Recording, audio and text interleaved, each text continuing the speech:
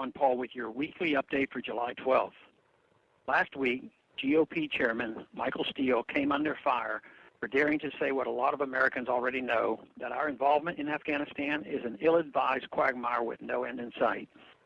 After nearly 10 years and approaching $1 trillion spent, the conflict is going nowhere because there is nowhere for it to go. After all, if victory is never really defined, defeat is inevitable. With our economy at home in serious trouble, this wasteful occupation is something we clearly cannot afford. Each soldier costs us $1 million per year, and yet most in Washington are only considering how many more soldiers to send. Fuel costs an astonishing $400 per gallon for our military in Afghanistan. Yet somehow, many politicians feel it is acceptable to squeeze this money out of our taxpayers who are truly struggling economically to fund this non-war. Our economy here is not showing any real signs of improvement.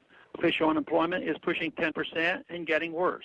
Real unemployment is over 20% according to the free market economists. The growing debt and inflation used to fund this occupation only dooms us to more economic hardship for a long time to come. And for what? Where the money for Afghanistan comes from is one problem. Where it goes is another.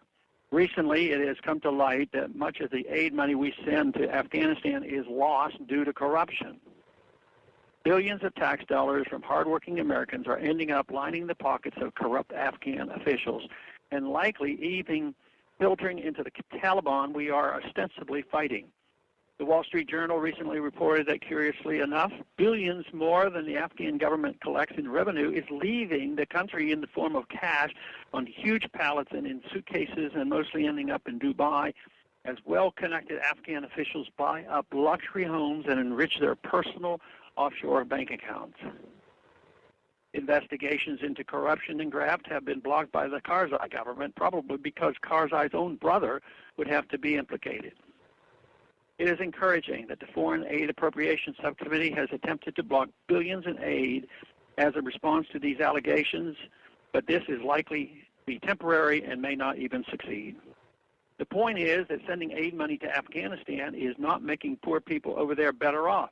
It's making poor people here worse off. Corruption is endemic to Afghanistan, with graft comprising about 1/4 of their economy. Even though it is considered the second most corrupt nation in the world, according to Transparency International, we still send the Afghan government billions of dollars in aid and are shocked to find it is not making its way out of the sticky fingers of the officials entrusted with it. Robbing citizens here to fund corruption over there is not helping average citizens anywhere. We are sacrificing real economic opportunity at home for the opportunity to line corrupt pockets in Afghanistan. Not only that, but American soldiers are being killed and maimed.